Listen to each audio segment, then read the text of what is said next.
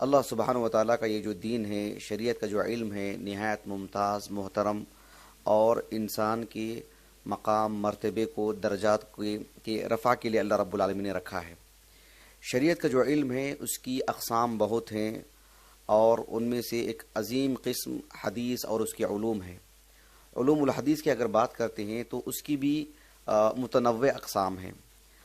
ان میں سے ایک قسم جسے الحدیث المسلسل یا اردو زبان میں حدیث مسلسل کہتے ہیں، اس سے متعلق آج ہم معلوم کریں گے انشاءاللہ۔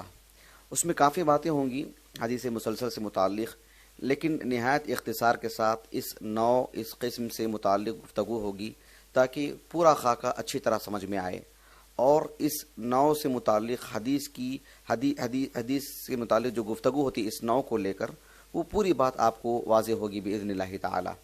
بنیادی طور پر ہم جو الحدیث المسلسل ہے، المسلسل عربی زبان کا لفظ ہے۔ ہم عربی زبان میں اس کا کیا معنی ہے پہلے وہ جان لیتے ہیں، پھر محدثین کی زبان میں الحدیث المسلسل کس کو کہتے ہیں وہ جانیں گے، پھر اس کے بعد اس سے متعلق تفصیلات بعد میں معلوم کریں گے انشاءاللہ۔ المسلسل عربی زبان میں السلسل یا السلسال، ابو منصور الازہری رحمہ اللہ، ان کی جو کتاب ہے لغت پر معجم و تہذیب اللغہ، اس میں انہوں نے جو معنی بتلایا ہے وہ یہ کہ الماء السہل فی الحلق، یعنی جو پانی بآسانی حلق میں اتر سکے، اس کا بنیادی معنی ہے۔ اور ایک ٹھنڈے پانی کے لیے بھی کہتے ہیں الماء البارد، اس لیے کہ اس کے اندر جو مٹھاس ہوتی ہے اور اس کے اندر کی جو صفائی ہوتی ہے، بآسانی آدمی اس کو یوں ہی ہضم کر لے سکتا ہے، لے سکتا ہے، تو اس کا ایک بنیادی معنی ہے۔ پھر عربی زبان میں یعنی السلسلہ تو کہتے ہیں اتصال الشیء بالشیء، یہ بھی ایک معنی آتا ہے عربی زبان میں، بنیادی معنی ہے اتصال الشیء بالشیء۔ اور دائرۃ الحدید، زنجیر جسے کہتے ہیں، سلسلہ قرآن مجید میں بھی ہے، انا ہدیناہ السبیل اما شاکرا و اما کفورا انا اعتدنا للکافرین سلاسل واغلالا وسعیرا۔ سلسلۃ قرآن مجید میں ایک سے زائد معنی میں استعمال ہوا ہے۔ سورۃ المؤمنون کا آغاز اٹھائیں گے اس کا معنی الگ ہے، اور سورۃ الحاقہ کے وسط میں جو لفظ استعمال ہوا ہے اس کا معنی الگ ہے۔ تو بہرحال اس کی اگر ہم تفصیلات میں جائیں گے تو باتیں بہت ہوں گی۔ بنیادی طور پر اس کا جو لغوی معنی ہے جو میں نے کہا اتصال الشیء بالشیء۔ محدثین کے پاس اس کا جو معنی ہے، ظاہر بات ہے علوم الحدیث سے متعلق جب سے کتابیں تصنیف کی جا رہی ہیں تب سے الحدیث المسلسل کا بھی مستقل ذکر ہے۔ امام شافعی رحمہ اللہ کا نام اوائلین میں سے آتا ہے، لیکن اس وقت نہ الحدیث المسلسل والی کوئی بات تھی، نہ اس سے متعلق آپ نے گفتگو فرمائی ہے۔ الحدیث المسلسل سے متعلق قدیم علماء میں سے ابو عبداللہ الحاکم رحمہ اللہ، ان کی جو کتاب معرفت علوم الحدیث، اس میں انہوں نے اس سے متعلق لکھا ہے، لیکن مستقل تعریف کے طور پر، اور اس کی جو تفصیلات وغیرہ ہیں، حافظ ابن الصلاح رحمہ اللہ، عثمان ابن عبد الرحمن نام تھا ان کا، ابو عمرو کنیت تھی، اور 643 ہجری سے وفات ہے ان کا، دمشق کی عظیم شخصیت ہے۔ تو یہ ابن الصلاح رحمہ اللہ نے جو ان کا جو معرفت علوم الحدیث ہے، جو مقدمت ابن الصلاح کے نام سے معروف ہے، اس میں 33ویں قسم اٹھا کے دیکھیے آپ، اس میں الحدیث المسلسل پر آپ نے گفتگو کی ہے۔ آپ نے محدثین کے ہاں الحدیث المسلسل کی جو تعریف کی ہے، انہوں نے اس میں لکھا کہ ہوا عبارۃ عن تتابع رجال الاسناد وتواردہم فیہ، یعنی جو سند میں جو رجال جو ہوتے ہیں ان کا جو ہے ایک دوسرے کا تتابع کرنا، ایک دوسرے کے پیچھے آنا، کس اعتبار سے؟ کہا کہ علی صفت او حالت واحدۃ، یعنی ایک ہی شکل میں ایک ہی انداز کی گفتگو ہو، صفت کے اعتبار سے، آگے ہم اس کی تفصیل بتلائیں گے انشاءاللہ، یا کوئی حالت بتلانا مقصود ہو، ایک راوی اپنے سے اوپر والے راوی سے متعلق کوئی صفت بتلاتے ہوں یا اس صفت سے متصف خود کو کرتے ہوں، جب آگے وہ بات پہنچاتے ہوں تو سامنے والا بھی اس سے متصف ہو کر کے ہی وہ بات پہنچاتا ہوں، یا جس حالت میں استاذ نے اپنے طالب علم کو وہ حدیث سنائی ہے اسی حالت میں وہ دوسرے کو بھی وہ حدیث سنائے ہوں۔ تو یہ جو ہے حافظ ابن الصلاح رحمہ اللہ نے یہ جو اس کی تعریف کی ہے، یعنی ہوا عبارۃ عن تتابع رجال الاسناد وتواردہم فیہ علی صفت او حالت واحدۃ، جمیع روات، سبھی روات سے متعلق یہ بات ہے۔ ہاں ہم آگے گفتگو کریں گے کہ جو سندیں ہوتی ہیں کیا اس میں اغلب کا خیال رکھا جاتا ہے یا اول تا آخر سبھی روات جو ہے اس حالت سے یا اس صفت سے متصف ہوتے ہیں، ہم آگے بتلائیں گے انشاءاللہ۔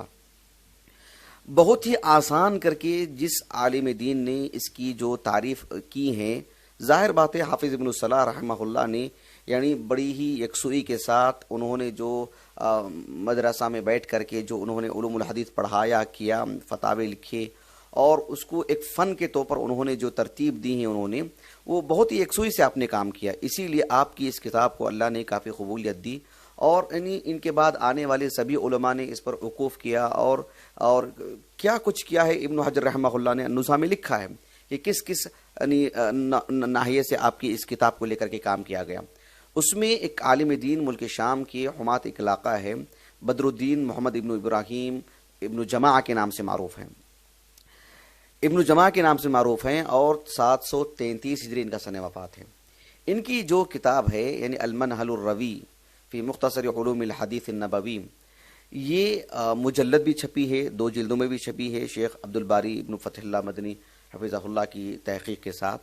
تو اس میں انہوں نے الحدیث المسلسل کی جو تعریف انہوں نے کی ہے اس میں وہی بات ہے جو ابن الصلاح رحمہ اللہ نے لکھی ہے، لیکن بس آپ نے اتنا لکھا کہ ہوا ما تتابع رجال اسنادہ، ہوا ما تتابع رجال اسنادہ، یعنی ان کی جو صفت ہے کافی دقیق ہے اور کافی آسان بھی ہے۔ انہوں نے کہا کہ رجال سند میں جو رجال ہوتے ہیں ان کا تتابع کرنا، ایک کا دوسرے کے ایک کے پیچھے دوسرا اس کا تابع ہو، اس صفت سے یا اس جو ہے یعنی حالت کو بتلاتے ہوئے، علی صفت او علی حالت، اما فی الراوی او فی الروایت، یا تو راوی سے متعلق وہ بتلاتے ہوں کوئی ایسی حالت کہ میرے استاذ کی یہ حالت تھی، اور اسی حالت کو بتلاتے ہوئے اسی حالت کو اپنا کر کے وہ آگے حدیث دیتے ہوں، یا استاذ کی کوئی صفت تھی جس صفت کو اپنا کر کے انہوں نے حدیث سنائی ہو، اسی صفت سے متصف ہو کر کے ہی وہ حدیث وہ دوسروں کو سناتے ہوں۔ یہ جو ہے انہوں نے ابن جماعہ نے یہ تعریف کی ہے، اور جو ہے سمجھنے کے لیے کافی آسان انداز انہوں نے اختیار کیا ہے۔ بہرحال ابھی میں آپ کو یہ بتلاتا ہوں کہ جو ہے ابن الصلاح ہوں یا جو ہے ابن جماعہ ہوں یا دیگر اصحاب علم ہوں، ابن کثیر کو آپ لے لیں یا جو ہے امام نووی کو لیں، حافظ سیوطی کو، ابن حجر کو، اور معاصرین میں سے بھی جن حضرات نے بھی اس پر قلم اٹھایا ہے علوم الحدیث میں، اور بالتالی جو ہے اسی ضمن میں یہ بھی چیز آ جاتی ہے یعنی الحدیث المسلسل۔ تو اس سلسلے میں جو 2 باتیں انہوں نے بیان کی ہیں کہ صفت یا حالت والی جو بات ہے، یعنی صفت یا حالت والی بات کیا ہے؟ اگر آپ حالت کی بات کرتے ہیں تو ظاہر بات ہے وہ دائمی شکل نہیں ہے۔ ایک شخص کھڑے ہو کر کے حدیث سنائے ہوں اپنے شاگرد کو، اور شاگرد اپنے اور شاگرد کو یہ کہتے ہوں کہ میرے استاذ نے جو مجھے حدیث سنائی ہے وہ کھڑے ہو کر کے سنائے ہیں، تو وہ جو احوال جو ہوتے ہیں وہ دائمی نہیں ہوتے نا، وہ تو وقتی ہوتے ہیں۔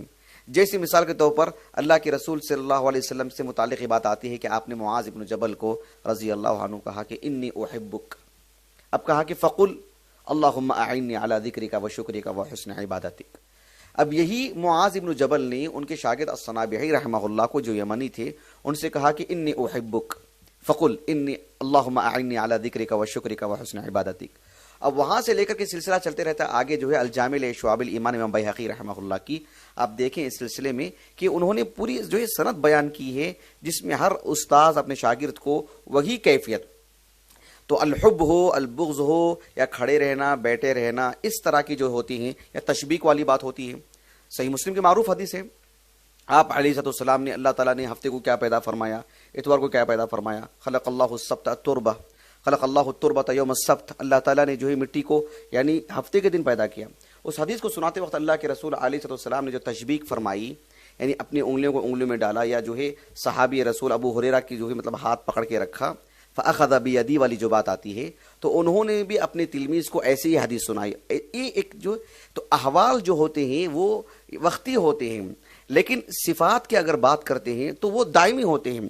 جیسے مثال کے طور پر یہ بات ہوتی ہے کہ مثال کے طور پر کوئی یہ کہنا کسی شاگرد کا اپنے استاذ سے متعلق کہ میرے استاذ نے جو مجھے حدیث بیان کی ہے وہ یعنی اس صفت سے متصف تھے، کوئی صفت انہوں نے بیان کی ہو اور اسی صفت کو اپنا کر کے انہوں نے جو ہے سامنے والے کو یہ حدیث سنائی ہو. اسی طرح سے ہم آگے مثالیں دیں گے انشاءاللہ. تو اس کی مختلف چیزیں ہوتی ہیں. صفات کی اگر بات کرتے ہیں تو وہ دائمی چیزیں ہوتی ہیں. جیسے مثال کے طور پر میں اگر آپ کو اس کی کچھ صورتیں بتلاؤں کہ الحدیث المسلسل کی کیا کیا صورتیں ہوتی ہیں، ایک مستقل مثال دوں گا میں آپ کو انشاءاللہ، لیکن اس کی جو صورتیں ہوتی ہیں کئی صورتیں ہوتی ہیں. بطور مثال حافظ ابو عبداللہ الحاکم رحمہ اللہ، ان کی جو کتاب ہے معرفت علوم الحدیث، اس میں انہوں نے 8 جو ہے اس کی یعنی انواع بتلائے ہیں کہ یہ ایک شکل ہو سکتی ہے، یہ ایک شکل ہو سکتی ہے، یہ ایک شکل ہو سکتی ہے. اسی لیے یعنی حافظ سخاوی رحمہ اللہ نے کہا کہ وہ حافظ عراقی رحمہ اللہ، انہوں نے کہا کہ اس کی جو 8 شکلیں ہیں وہ 8 مطلب مقید نہیں ہے کہ 8 ہی میں مطلب وہ مقید ہیں، مطلب 8 قسمیں بتلائی ہیں انہوں نے. 8 سے زائد بھی ہو سکتی ہیں، اس کے 8 قسمیں ہوتی ہیں، ایسا کوئی اصول اور ضابطہ نہیں ہے. بس انہوں نے 8 قسمیں سنا دی ہیں، 8 قسمیں بتلا دی ہیں. تو اس کا کچھ حصہ قول سے ہوتا ہے، اس کا کچھ حصہ عمل سے ہوتا ہے، فعل سے ہوتا ہے، اور جو ہے اس کی کچھ قسمیں اور بھی ہوتی ہیں. مثال کے طور پر جیسے میں نے ایک حدیث بیان کی کہ انی احبک والی بات، انی احبک، رسول اللہ کا یہ کہنا اور سب یہی حدیث سناتے جانا. آپ علیہ السلام کسی حدیث کو ممبر پر کھڑے ہو کر کے سنائیں اور جو ہے معاویہ بن ابی سفیان ہوں، عمر بن خطاب ہوں، جیسے انما الاعمال بالنیات والی حدیث ہے، من یرید اللہ بہ خیرا والی حدیث ہے. آپ علیہ السلام نے بحیثیت خطیب اس حدیث کو سنایا اور انما الاعمال بالنیات والی حدیث کو ممبر پر کھڑے ہو کر کے آپ نے سنایا. عمر بن خطاب نے بھی ایسے ہی سنایا. پھر ان سے تو یہ جو شکل جو اختیار کی جاتی ہے، تسلسل کبھی تام ہوتا ہے، کبھی اس میں بھی وہ ناقص چیز ہوتی ہے. وہ یعنی مثلا کچھ روات اس کو اپنائیں گے، کبھی پورے روات اس کو اپنائیں گے. تو یہ جو ہے شکلیں ہوتی ہیں، اس کی کئی شکلیں ہوتی ہیں. یعنی اس کے اندر اتنا تنوع ہے کہ اللہ کے رسول علیہ السلام کسی حدیث کو سناتے ہوئے فقبض لحیتہ، آپ نے اپنی داڑھی کو اس طرح سے پکڑا. تو پھر صحابی رسول بھی ایسی حدیث سنائیں گے، مطلب مستقل اللہ کے رسول نے ایسے کیا. پھر یہی سلسلہ چلے گا. یہ ایک چیز ہوتی ہے. کبھی ایسا بھی ہوتا ہے کہ یعنی الحدیث المسلسل کچھ سوچ سمجھ کر کے نہیں کیا جاتا، ایک چیز ہو جاتی ہے لیکن اسے بعد میں بیان کیا جاتا ہے. مثال کے طور پر اس سند میں پورے بصری ہیں، اس سند میں پورے کے پورے کوفی علماء ہیں. اب آپ صحیح بخاری پڑھتے ہیں وغیرہ، آپ نے دیکھا ہوگا نا کہ جو ہے یہ اس سند میں جتنے بھی روات ہیں سب جو ہے بصری ہیں، سب جو ہے. اور کبھی ایسا بھی ہوتا ہے کہ اس سند میں جتنے بھی روات ہیں سب کے نام محمد ہیں. ایک اتفاقی چیز ہوتی ہے، وہ کوئی ضابطہ نہیں ہوتا اس کے لیے. کبھی ایسا ہوتا ہے کہ جو ہے ائمۃ الاسلام، یعنی مثال کے طور پر احمد بن حنبل روایت کرتے ہوں اپنے استاد امام شافعی سے، وہ جو ہے یعنی امام مالک رحمہ اللہ سے، اور وہ جو ہے نافع سے. گویا کہ جو ہے اس سند میں الحدیث المسلسل ہے. کیوں؟ اس لیے کہ اس میں سب کے سب ائمہ ہیں. اس نقطہ نظر سے مطلب اس کے اندر تنوع خود بہت ہے، اس کی کئی شکلیں بنتی جاتی رہتی ہیں. تو ابھی دیکھو آپ، حدیث انما الاعمال بالنیات والی حدیث ہے، صحیح بخاری کی پہلی سند. امام بخاری رحمہ اللہ الحمیدی سے روایت کرتے ہیں، عبداللہ بن زبیر سے، وہ سفیان ابن عیینہ سے.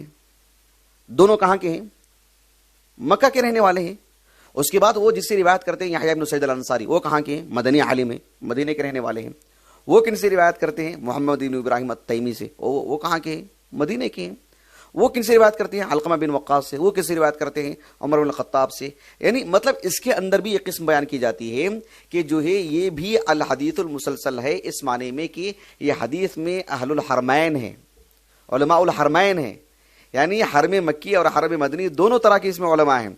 تو اس کے اندر جو ہے جو جس ناحیے سے غور کرتے ہیں، جہاں سے ذرا سی بھی لطافت ہو، اس کو الحدیث المسلسل میں اس طرح سے بیان کیا گیا ہے. تو یہ اس کی کئی شکلیں، کئی صورتیں اس کی بنتی ہیں. تو ہم آپ کو بس ایک قسم آج سناتے ہیں انشاءاللہ، تاکہ آپ کا ایک ذہن کھلے.